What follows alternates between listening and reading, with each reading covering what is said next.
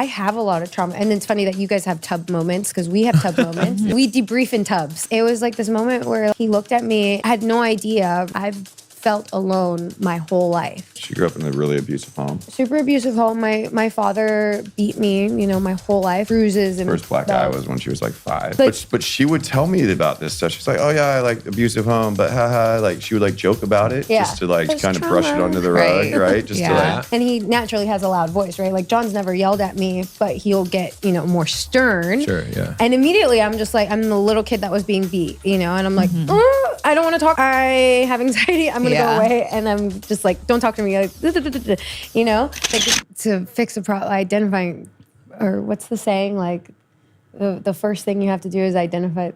Admit that there's a problem. Yeah, admit that there's a problem. Right. Like, because I think you can identify it. The alcohol. The AA, like, But you get what I'm saying. Yeah, exactly. Same but different. Yeah, no, but I think you can know that it's going on without accepting it. So or maybe you're it's like that accepting reluctant it. to accept it, Right. Like John, for a long, and I mean, this is just like recent in our lives where he's like really fully opening up his heart to like, fuck, like I have a lot of trauma. And it's funny that you guys have tub moments because we have tub moments.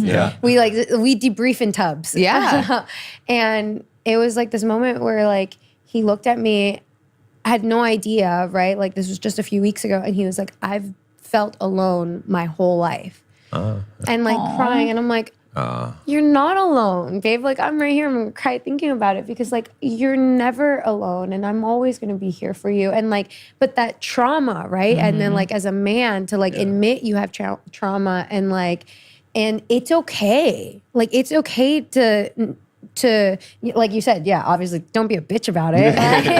Right. But like at the same time, but like but you gotta work through it. Work through it. And that's that's how the you're true gonna show strength. up for someone as a better person is to like Exactly. realize, maybe this is living in me. Right. Why did I feel this way? Yeah. You don't want to live in it. You don't want to live in your trauma Right. because then you're just a victim of it, But I Right. think like being able to like recognize where those feelings are coming from so that you can go into new situations and show up as a better you person. can process because of But you can't just like brush it under the it under the carpet, Like then it's just gonna be a big old carpet full of shit. Yeah. And then it's messy and dirty and dusty, and no one wants that. Right. Yeah. And I mean, and same thing with women too. And it's also like, Well, like with you, like so, you had a bunch of trauma. I had a gnarly She childhood. had a gnarly childhood. Yeah, so She grew up in a really abusive home. super abusive home. My father beat me, my whole life, like and like not just like spankings, but like bruises and First black eye belts. was when she was like 5. Oh, yeah. wow. Yeah. So like But she would tell me about this stuff. She's like, oh yeah, I like abusive home, but haha. Like she would like joke about it just to like kind of brush it trauma. under the rug, Right. right? Just to like not have it Really be part of her identity. Totally understand. But then like, I think because of the way that she would talk about it, I didn't really understand it. Like it was Right. kind of like I told I her would this. make I was light like, of it. you're giving me like the subject lines of the emails, but I've never read the body of an email. Yeah. And so like, like I know that you had a traumatic background, but like fucking let's handle shit. Like man up, like come on, why are you being weak? Like in our relationship, I'd be like, come on, like let's do things. It's just like I need time to like process, and I've got like anxiety. I've got like this and, like, stuff I'm working through, and I'm like, I didn't really fully understand it because she only gave me, the spark notes. Yeah. And then, as of more recently, we like dove into like, what was this? And like, let her like open up some of the stories about the abuse and like really walking me through Yeah. Like how the these actual days events. went. Like I was able to like put myself in her shoes or like as like an observer of these moments. And then all of a sudden I just understood her so much more. Right. And I understood her reactivity towards things so much more. Because like she would have these little moments where she would react to something where I'd like slightly raise my voice or I'd like show some emotion and then she would like shut down and I was like, Yeah. what the fuck is like, what is that? That's not an okay, you can't react like that when I'm just like showing a little bit of emotion. But I didn't understand where it came from. Right. And so then once we started to like really unpack where it came from, now I'm like, okay, like this is why, like it's just like, she's just wounded, and she has like these wounds now. And now I'm like, okay, well, like if I approach her in this way, it's going to trigger something. And now is it something that she can let trigger her forever? No. Cause like, am I allowed to have like loud emotions sometimes? Yes, for sure. Like so we're working through, her not being as easily triggered, but me also knowing that like when I do trigger something and it creates that reaction, like where did that come from? And not just like shame her for it. It's like now I know the truth behind it. Coming from, Yeah.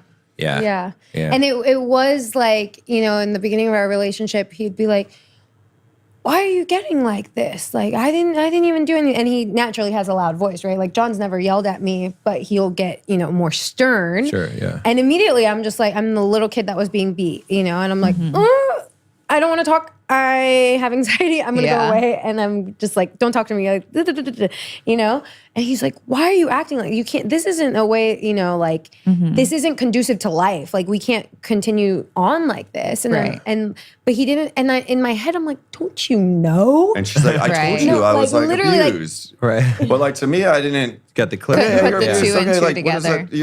But then once she really spelled it out, and like then opened up her heart around like, this is why, this is the types of things that happened, and like walked me through them. And we had probably like a 4-hour tub talk. We were sitting in the tub. Both of us crying. We were just working through our shit. And then I had this whole new perspective on it where I was just like, like, this is why you're acting these ways. And like, this is how I need to show up when you do react in that way. Like, I need to not just like get annoyed with you for being like that. I need to like lean into it and be there for you. Like show empathy because you spent a lot of time where like you were like getting abused and then had to like be alone in that, and like that's not what you need. Like you need empathy. And it was the same thing back with you. Like I wouldn't understand like how you could just like walk away from things, but you were like perpetuating the cycle of just like being alone. And it's not like that,